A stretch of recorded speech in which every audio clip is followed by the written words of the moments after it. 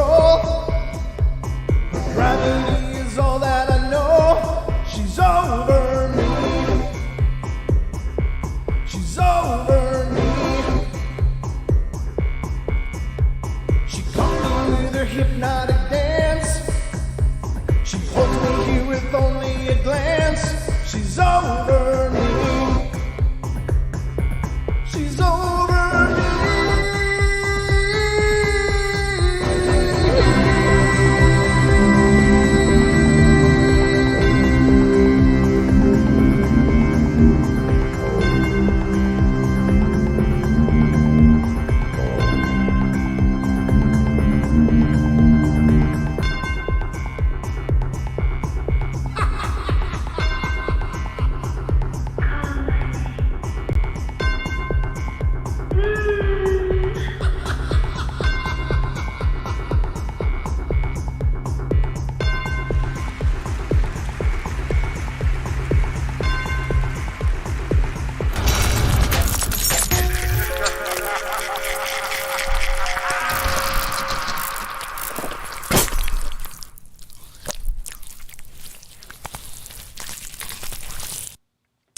Hey, ladies and gentlemen, welcome to the Thursday evening program. This is our Night Terrors, and I hope you're ready to be night terrified, because that's what I got on deck for you. We're going to do strange phenomena tonight, and that can mean lots of different things, but in tonight's case, well, you'll just have to wait and see. But hope you guys are doing great. Thank you so much for being here with me. As always, it's been a busy day, but I think it's been pretty productive. I've been working on a few projects that I think are going to be really good and good for the channel, good for the show, and hopefully you guys will agree when we unveil those. But that's all in the works. Hope you guys had wonderful days as well. It's Thursday, so you're almost to your Friday. Thank you to everybody who joined us last night. We had a great show. Don and I had a lot of fun. What's up, Paranormal Portal peeps? Long Island Bigfoot is asking, I don't know what's up, brother. Just another show here. I know you're talking to the whole crowd, but I just thought I'd answer since I saw it. I don't often see the the chats, so when they pop up and I know what the hell anybody's talking about, it's like, ooh, I can answer this. So good to see everybody. Thank you all again for being here. I invaded the portal with weirdness, Ethan says.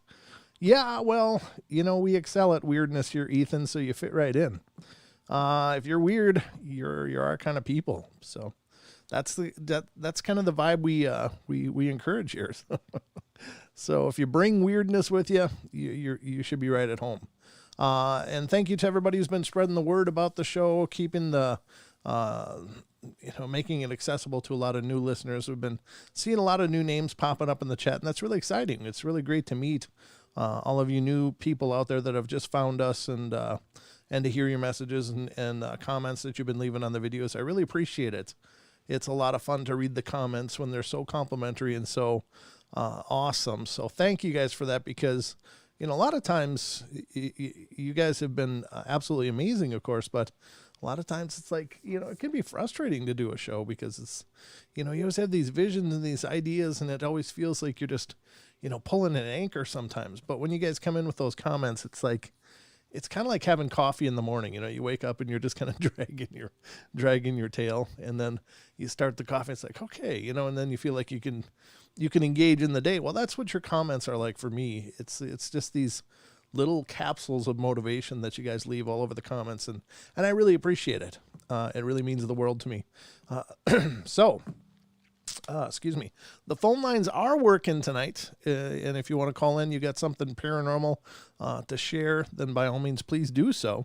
The number to call in is 720-923-0500. Again, 720-923-0500. Or if you forget, it's just right there, right above my finger, right above there. Little small number that you see up there. Oh, just checking. I know I got one of these shirts like this. It's got like a pit torn out of it. It's like, God, I didn't wear that one, did I? No, I'm okay. This is not the torn pit version of this shirt. So that's good. But anyway, that's all I can think of on the front end. So I hope you guys are all ready, because it's time for bed.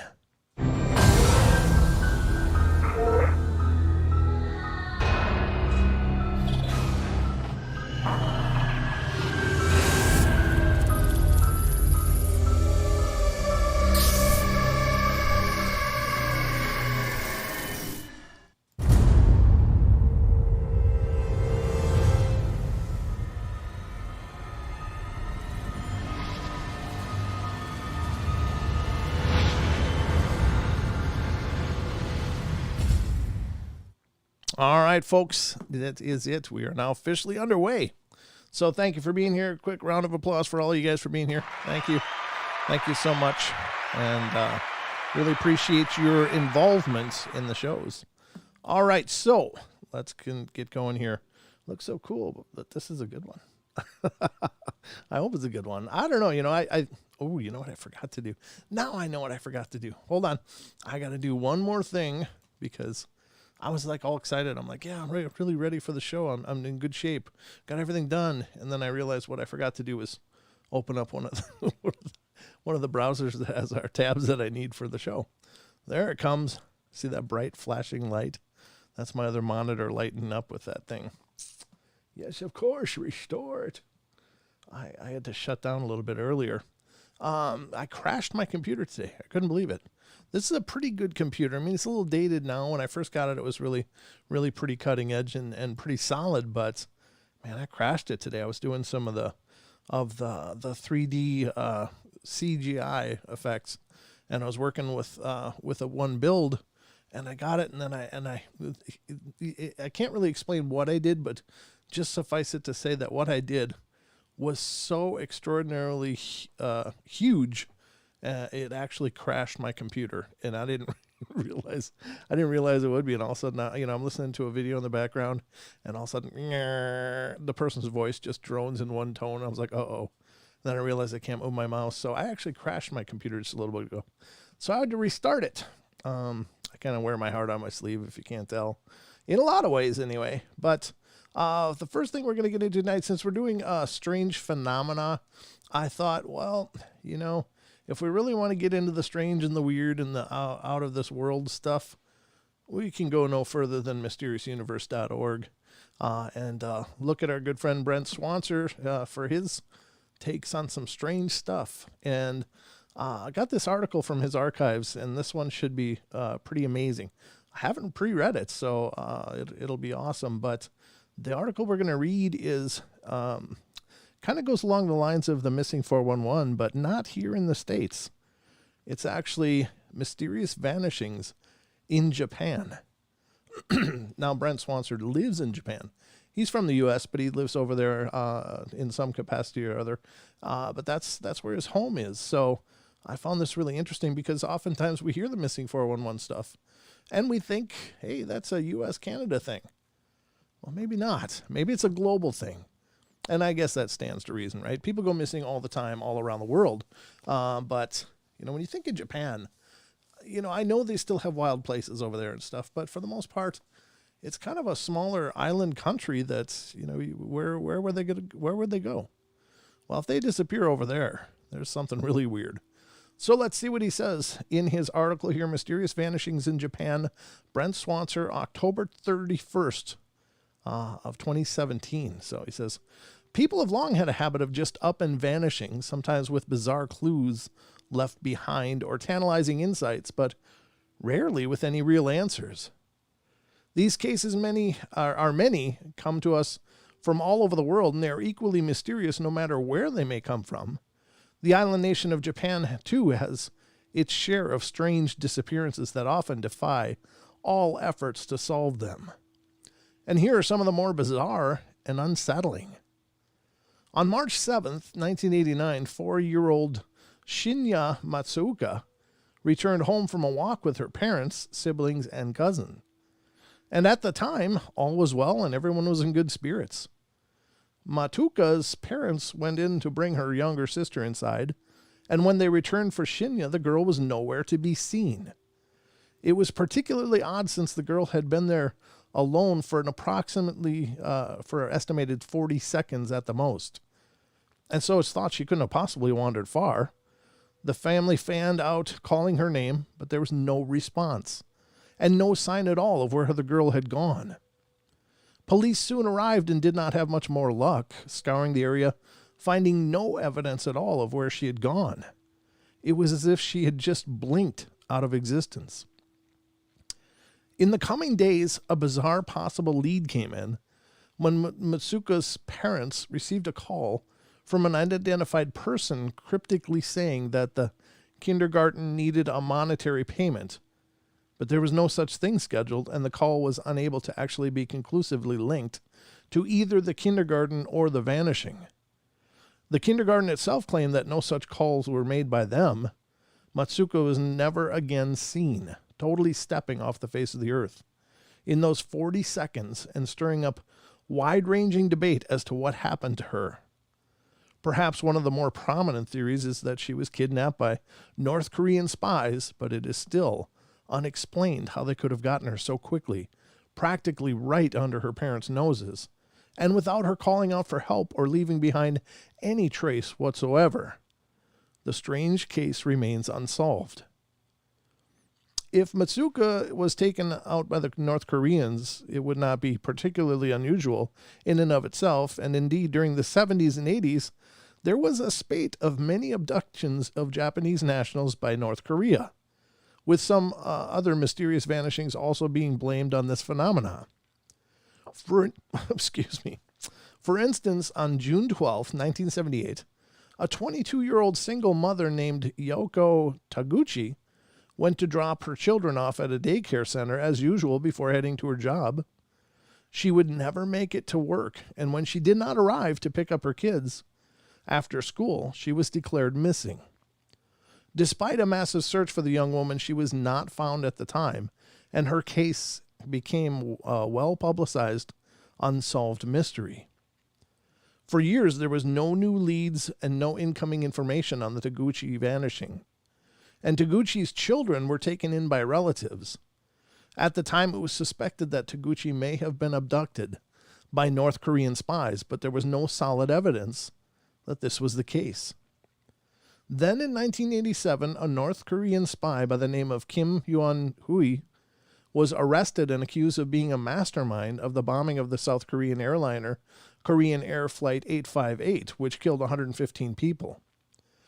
Interestingly, Hui told authorities that she had been trained by a Japanese woman named Yoko Taguchi on how to blend in with Japanese society.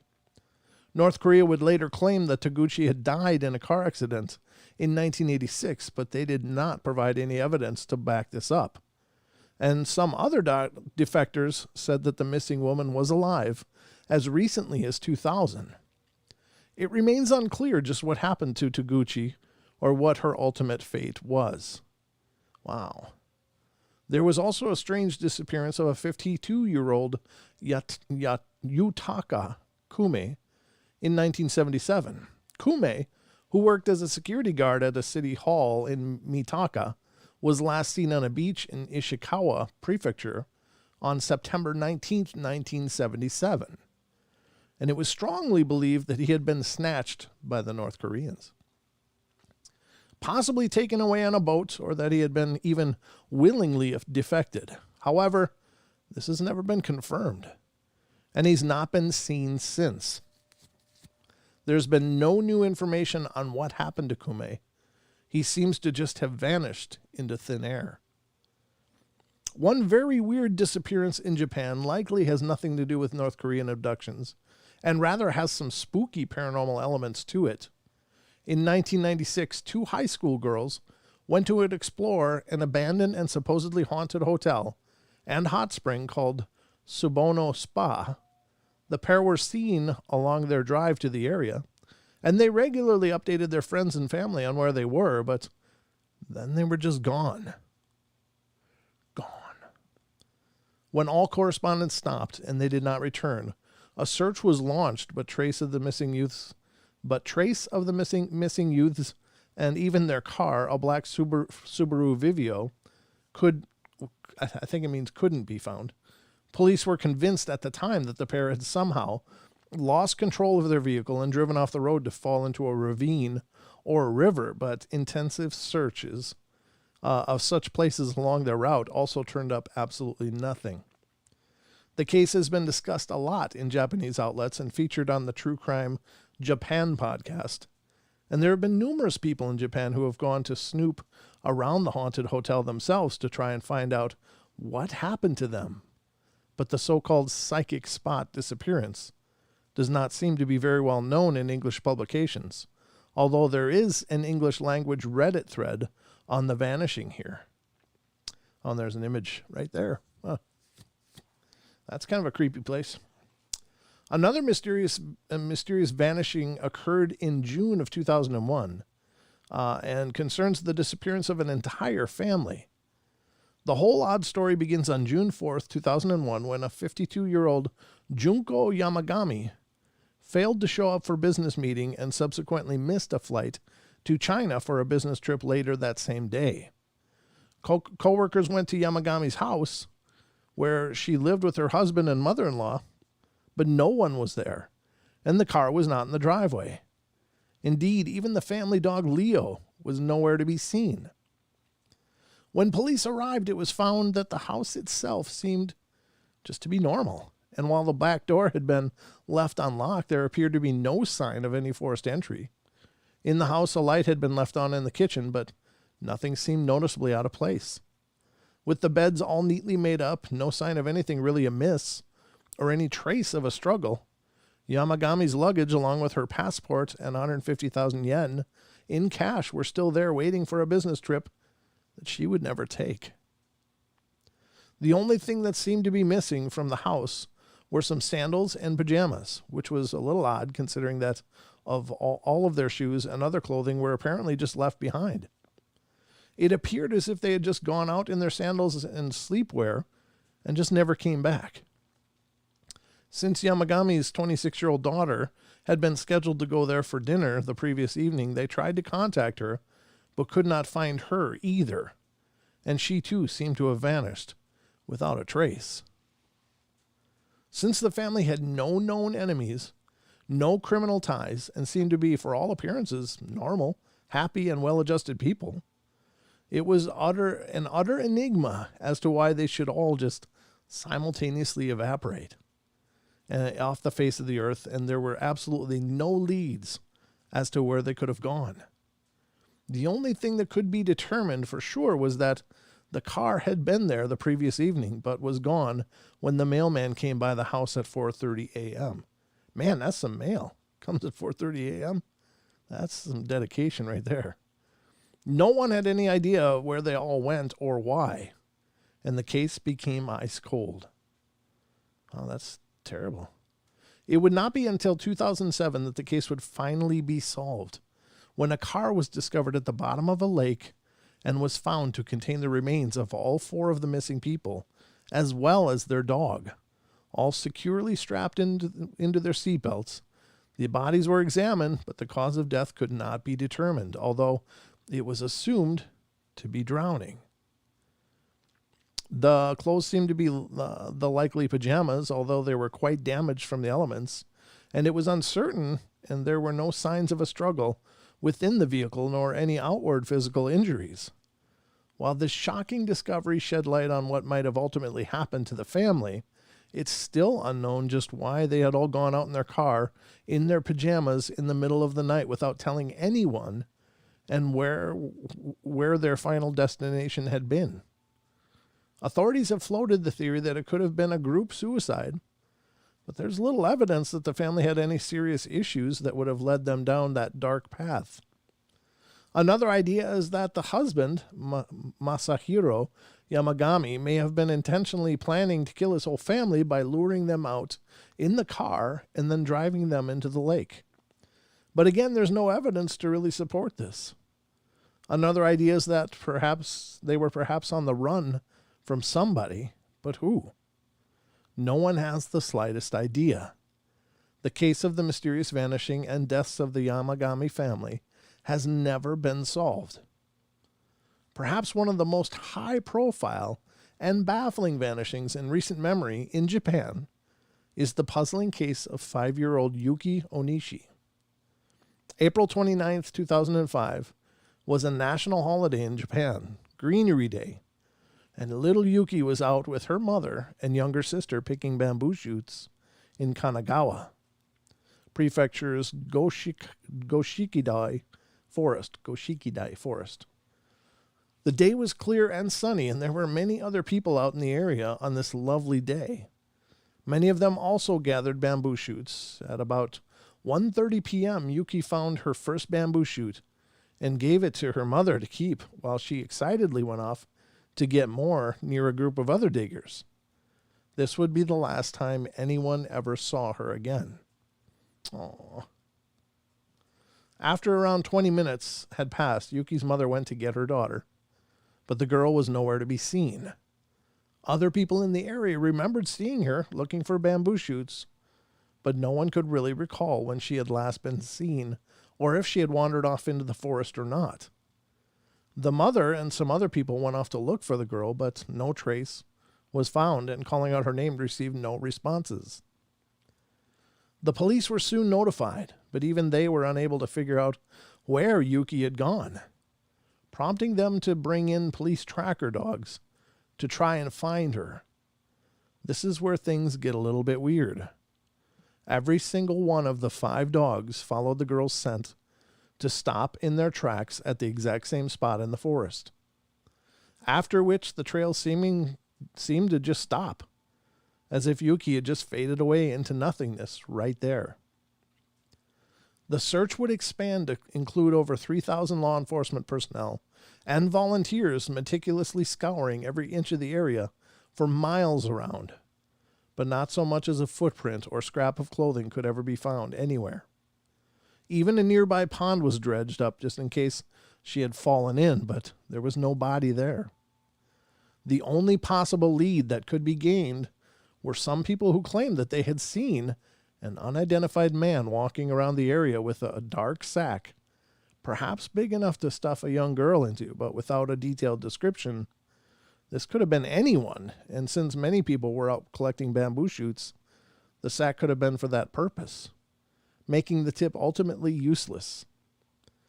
Despite numerous pleas to the public for more information, and flyers liberally posted all around, Yuki Onishi was never to be seen again, and it has gone on to be one of the most enigmatic and well-known mysteries of mysterious disappearances Japan has ever had.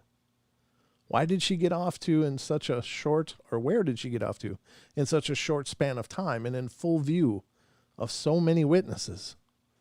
Why was there never no sign of her? And most weirdly of all, why did those tracker dogs all converge on that one spot and then stop?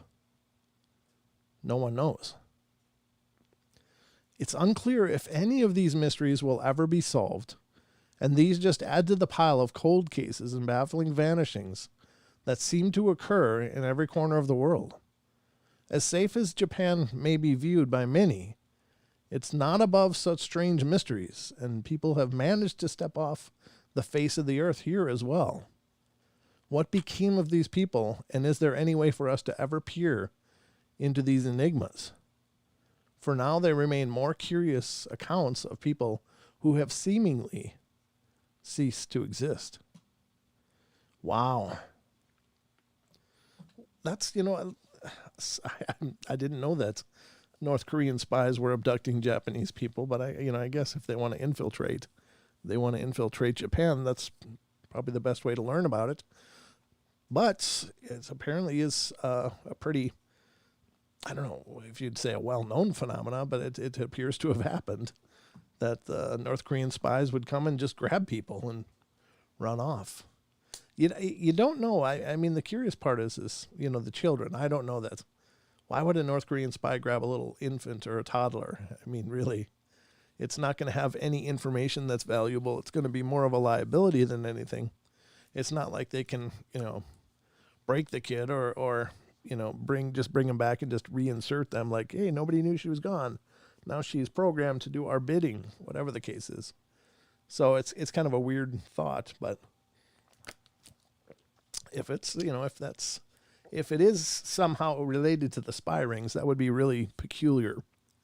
Now, the adult people, yeah, I suppose. I mean, maybe there's reasons. Maybe they were always sleeper agents or something like that. But the kid ones, I don't know, man. It's first of all, it's a heartbreaker.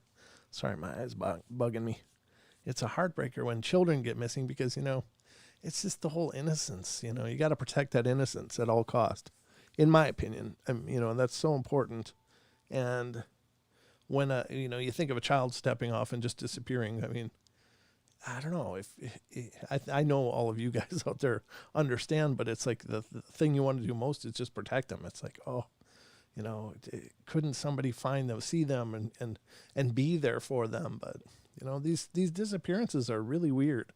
I think for kids to disappear, I think it's a horrible, horrible tragedy, but it's not completely unexpected because kids just make bad decisions. They might just, hey, look at that. I'm not too close to the edge, and boom, they're over the edge and fall in their little bodies so they can, probably be obscured by things pretty quickly and not able to be found very easily. So that's not surprising. The adult ones, I think, are much more surprising. When adults, like in the David Paulides cases, when they're missing 411, these are people in many cases that were very, very familiar with the wildlands and the wild places. They were hikers, outdoorsmen, people that weren't, just, hey, I've never been in a forest before. What goes on here? A lot of these people are very familiar with those terrains and navigating forest lands and wildlands. So the fact that they disappear is really surprising. The other thing that's real curious is as was mentioned in that article, the tracking dogs. Now they did say the dogs tracked down a path to a certain point, and all 5 different dogs stopped on the same spot. So something happened at that spot that either killed the scent, or the scent just ceased to exist at that spot, or the dogs caught something they didn't want to follow. That was just it. Like, there's a lot of discussion, and just for instance, with the Bigfoot.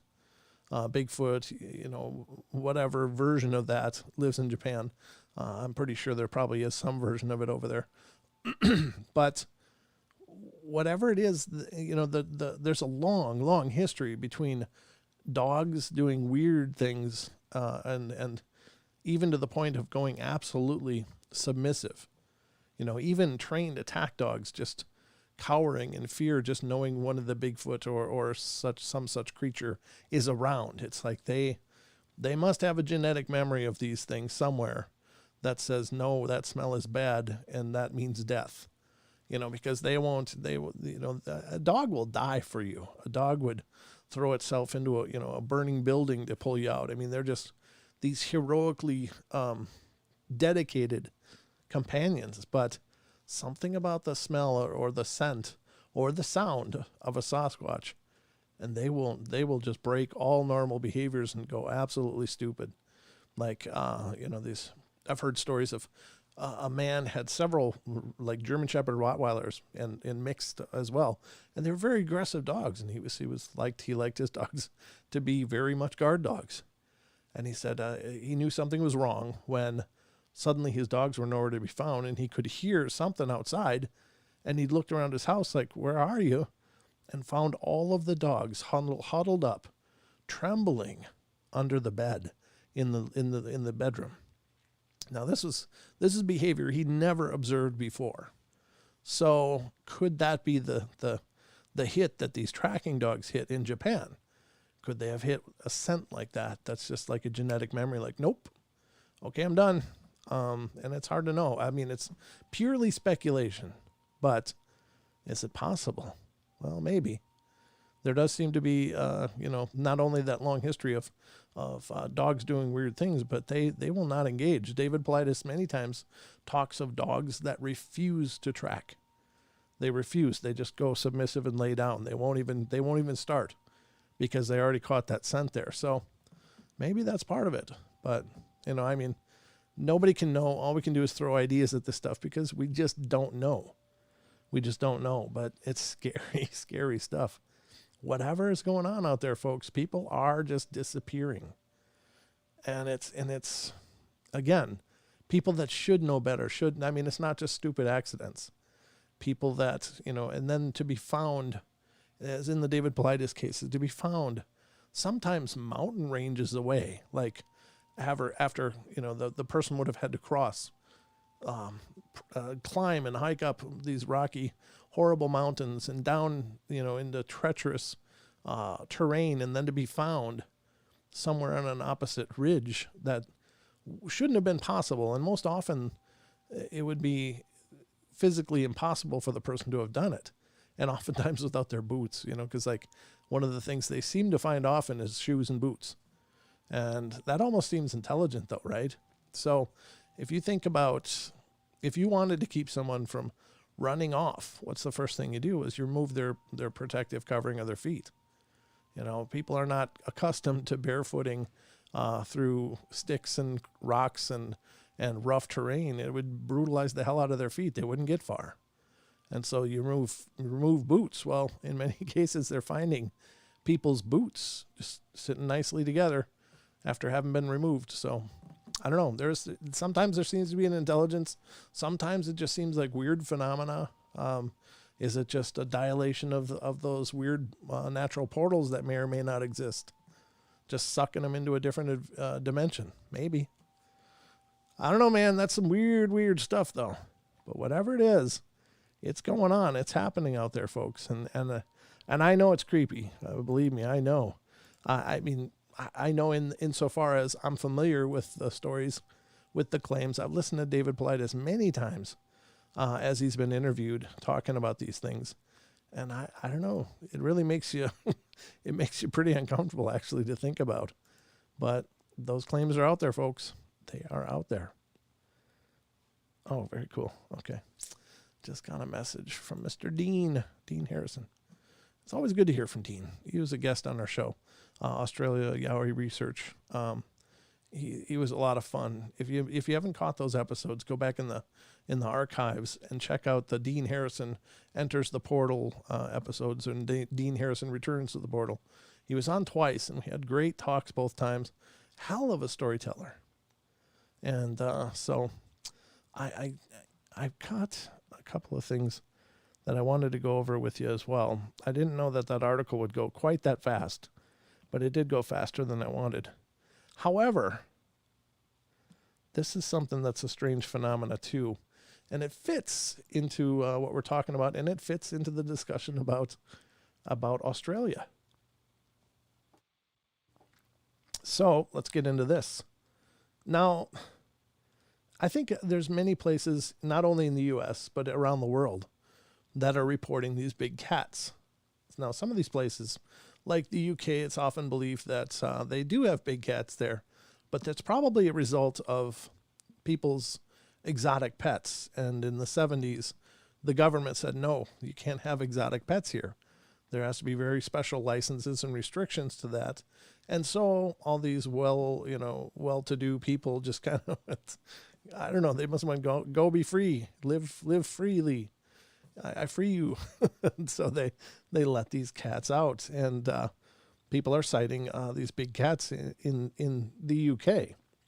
Now, in the history of doing the show, I learned that there's also big cat sightings in Australia, in Oz, and that could be some of the same stuff. Perhaps it's some of the same stuff went on there, where people had these exotic pets and had to, let them go due to legislation or something being unveiled that said, nope, this is not okay anymore. And, you love a pet. What do? You set it free. If it comes back, it's yours. and so on and so forth. But here's an article from unexplainedmysteries.com that alleges that this photo, does it show a panther in Australia? And gotta admit, it's either a black dog or a panther, but that's a heck of a slender tail. It says a Melbourne carpenter has posted a photograph he took of a large black cat near Mornington Peninsula. 36-year-old Michael Core has been walking with his young son through the Tootgarook wetlands to the southeast of Melbourne on January 14th when he caught sight of a large black animal. And this is dated the 24th of January of this year, so this is brand new news. Grabbing his phone, he managed to snap a picture before it disappeared into the reeds. He quickly realized that what he had just seen is no ordinary feline. I just thought, that's the biggest cat I've ever seen. And it was just crossing the tracks as if it was stalking something, he said. My son ran in the other direction. Well, we've been down there before and heard things rustling in the reeds, but had never seen something like this.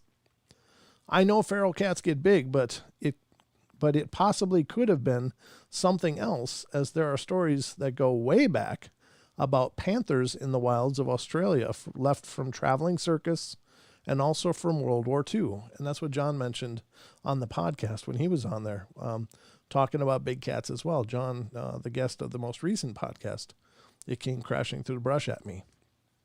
He talked about potentially, I believe, witnessing one of them too. He says, after returning home, Core decided to upload the photograph to a number of Facebook pages and groups dedicated to sightings of large exotic cats in Australia. He received hundreds of comments, including many from others who had seen a similar creature. Such reports are not uncommon. Back in August, a woman from Queensland claimed that a panther had attacked her dog for the second time in the town of Jensen. She also claimed to have seen a panther carrying a baby panther in its mouth. You can view full-size photographs of the creature he saw here. So let me click on that. And let's take a look. Oh, content is not available right now. Really? Well, I guess we can't look at it then. Okay. So they must have pulled the big cat pictures, maybe, for whatever reason. But I'd like to see if there were more pictures of this. But it does look. It does look like it could be. I don't know if you consider this would be. Here's two tire lines connected. So this looks like it's a little wider than just vehicle wide here. This, I would assume, would be the tire tracks of a vehicle. And I'm assuming a car or truck of some kind. So if that's the wheelbase, this is definitely in panther size for sure. And I always look for things like that I can quantify the size, because, you don't know how tall this grass is. You don't know how wide this mowing is. If this was just the size of one lawnmower going through, then this is a house cat, But if you can figure out something in the image that might give it some scale, then you can see that, yeah, maybe it really is that big. So that could very well be some pretty incredible proof. That'd be the first daytime photos I've ever seen coming out of Oz for panthers. But you guys got to be the judge. I can't be for certain, but it does look pretty convincing. And if this track and this is the wheelbase going this way, so yeah, I mean, that's definitely not a house cat size. If these are normal size vehicle tracks, then this could very well be a panther with the size that's warranted by this photo. So, but again, you be the judge. Are there panthers in Oz? Well, it looks like there might be. But anyway, that's coming from unexplained-mysteries.com. So if you want to look for more on that, you maybe could find more information. But did they say where the initial report was sent in? Tags alien big cat Australia. Mail online. Mail online was the source. So if we look at that, I wonder if they have. Okay. Maybe they have more images here. There's the same image we saw. Oh, look at that. There's long been rumors of black panthers, and then look at this. I should open this. Look at this ads. Oh my God. Hold on. I'm gonna get this link open on Brave, because that sucks. I love this Brave browser. Now look, it's just clean. It's still got garbage here, but that's what's on their webpage. This is what I wanted to read. Well, that's still open. That's not good. But there have long been rumors of black panthers, an animal group that includes leopards and jaguars, roaming around Australia, but none have been caught. Pictured a large black cat photographed in rural Queensland by a backpacker in 2014. And here's where it's hard, because you don't know the scale of any of this stuff. I don't want to give me notifications. You don't know any of the scale of any of this stuff. So, and it's honestly, I got a black cat, and on the right angles, he looks like a panther. I don't know. This looks like it's still smaller. This first image up here looks bigger, but only based on the fact that I'm seeing what look like tire impressions in this grass. And so, again, I don't know for sure, but this I still think is probably just a big house cat. Maybe not. Maybe I'm wrong, but looks like my cat. So that's why I'm saying this. But anyway, as always, folks, you be the judge. Could there be big cats? Yeah, there could be. All right, so let me take a look at the time here. Yeah, we're moving. I got some trail cam terrors ready to go as well, folks. So we'll look at that in a minute. Here's another one of the, speaking of Oz, this is something I want to go over since it's kind of timely for tonight.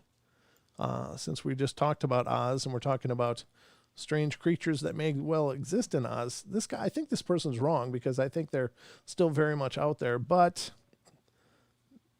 I don't know. This person says, Thylacine survived until the 90s, study says.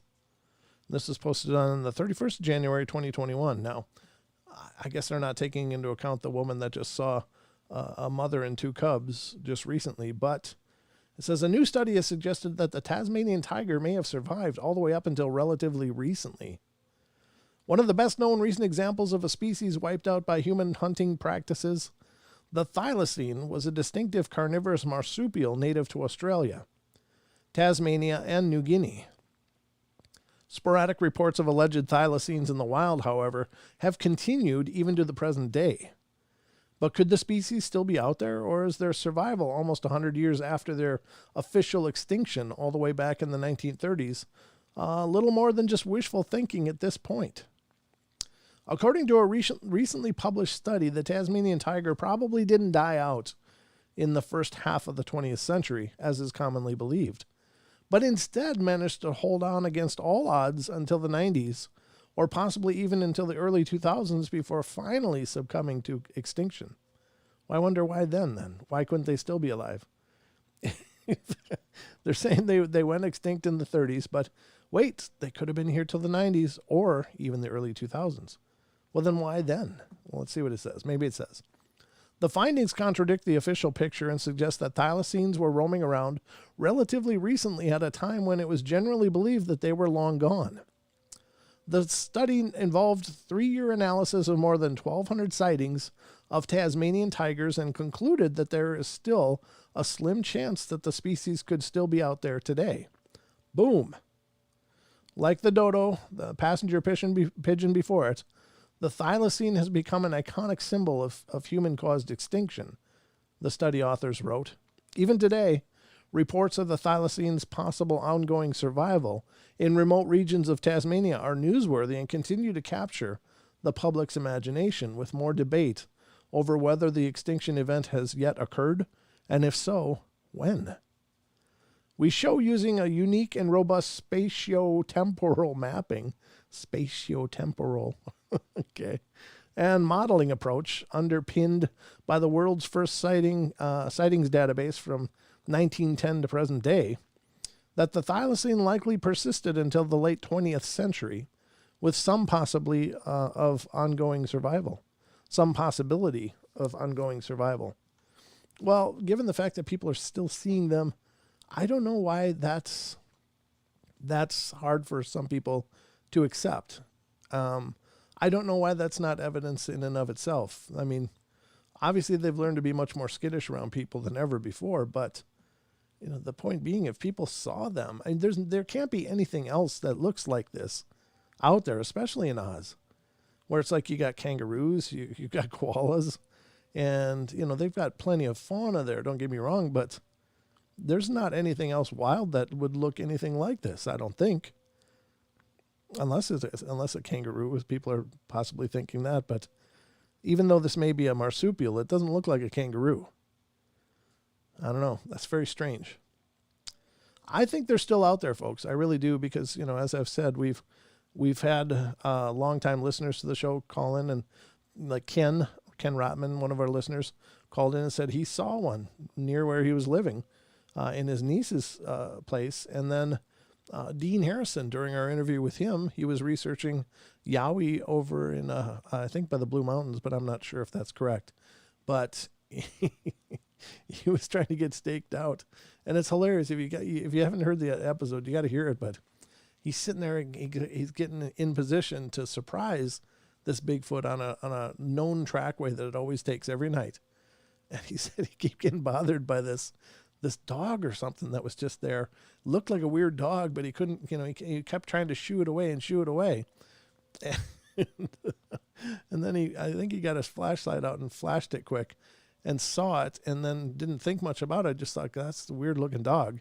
But it went away, and then it was later he went, boom. Oh my God. Like he saw it. It was right up, actually pretty close to him. And seemingly unafraid, which is really pretty amazing. But I have no doubt that that's what he saw. I think that's amazing and very cool. But anyway, take it or leave it. It's just out there for debate, folks. I don't have any conclusions myself. I can just tell you that I hope they're out there. And I'm always celebrating inside when I hear of an extinct species that isn't extinct. The coelacanth, for one example, is a prehistoric fish, long thought to be extinct, and still African fishermen are saying, no, we fish for those. And nobody believed them until they pulled up their fish, and there they were. They had them. So obviously the coelacanth were doing just fine. All right, so I guess that's good enough for now. Let's get to our ending feature segment, and that is, of course, for those of you that may not be familiar with this, the segment coming next is Trail Cam Terrors.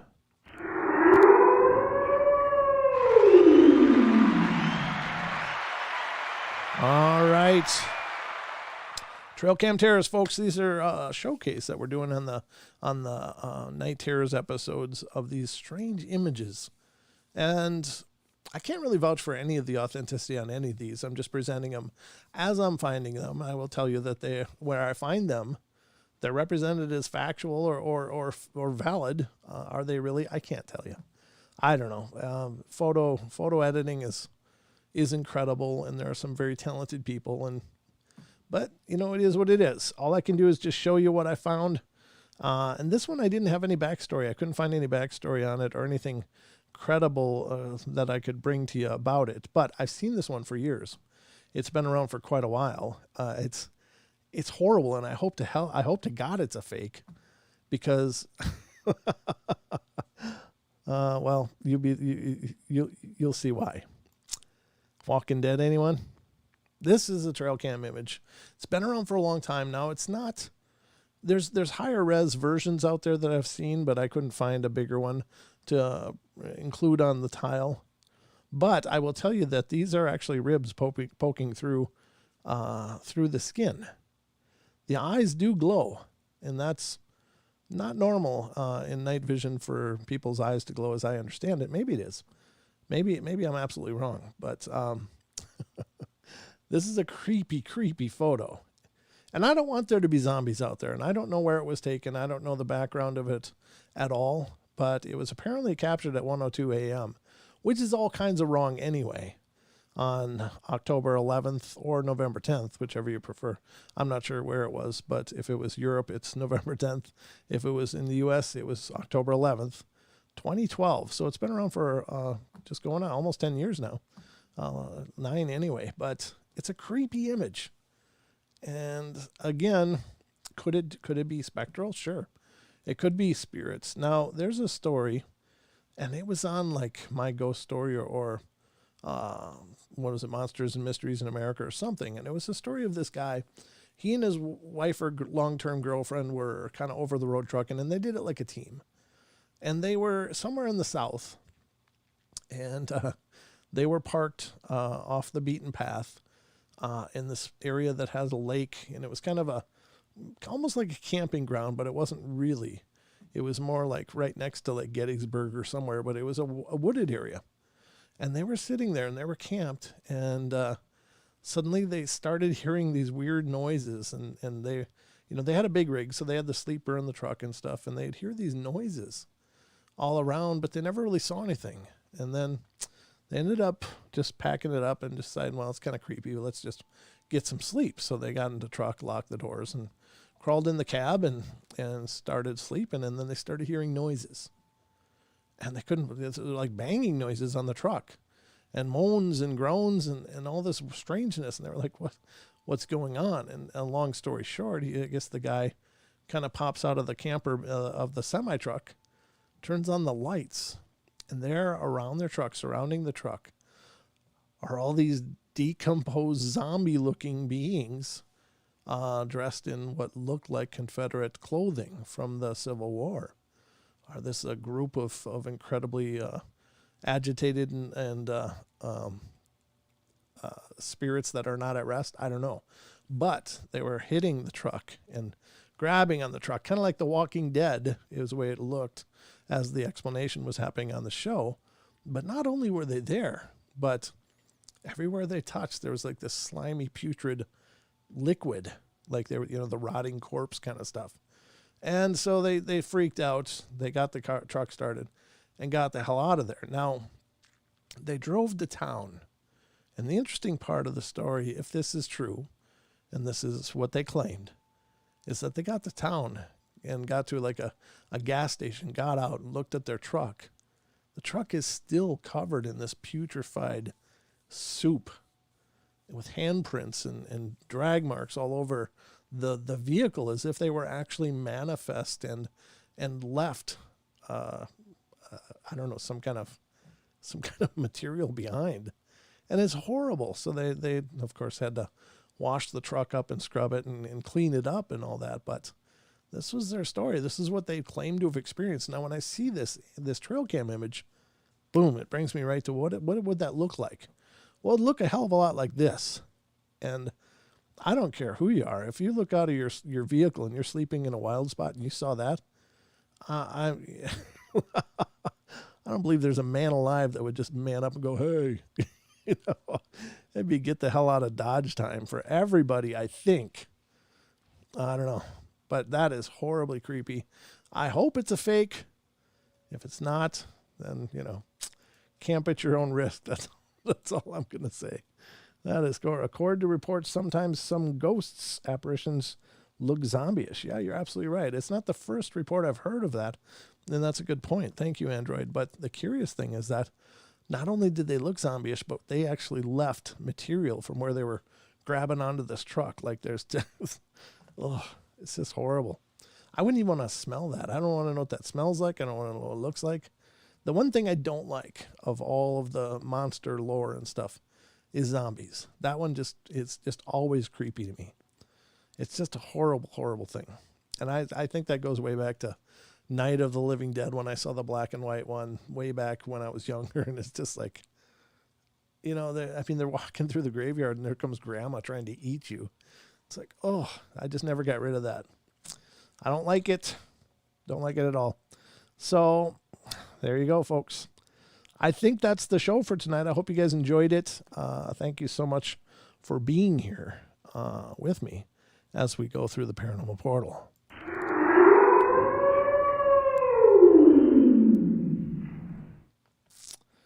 And there you go, folks. So that was the Trail Cam Terrors, and you see why. That's terrible. Anyway, that's all I got for you. I hope you had fun. Thank you so much for being here with me and going on the journey through the portal. I will be back tomorrow night. 2 full hours, folks. 2 full hours of the paranormal. So if you're ready to commit 2 hours of your evening on Friday night, I'm ready to entertain you. So I hope you guys will be here. 7 p.m. Pacific Standard Time right here on YouTube, as well as TFR and iHeart, TuneIn, and TalkStream Live on their respective channels. So I'll be there. Hope you'll be here with me. But you guys have a great night. Have a great Friday. And I'll turn the lights on tomorrow night, and hopefully you'll join us. And if you're new to the channel, just finding us now, please get subscribed. And I'm not sure if the subscriptions matter as far as getting notifications, but hit the notification bell. That way, every time we do something, if you're interested in being there for it, you should be notified. Now, that's not always foolproof either.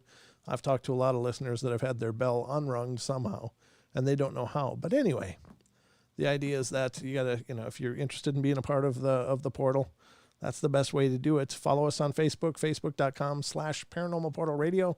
Follow the fan page at Paranormal Portal Fans on Facebook as well. And I don't know, we'll just keep going. So I hope you guys have a great night. Love you all. Be good, be kind, be nice. Thank you, just in case.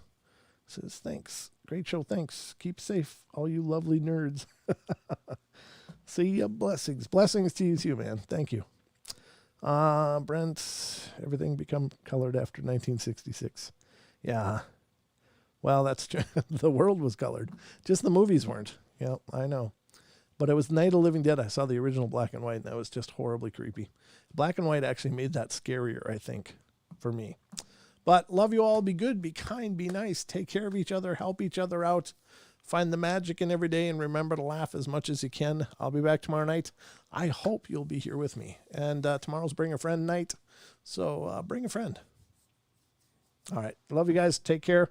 Love you all very much. Have a great night, and I'll see you tomorrow. Cue the credits.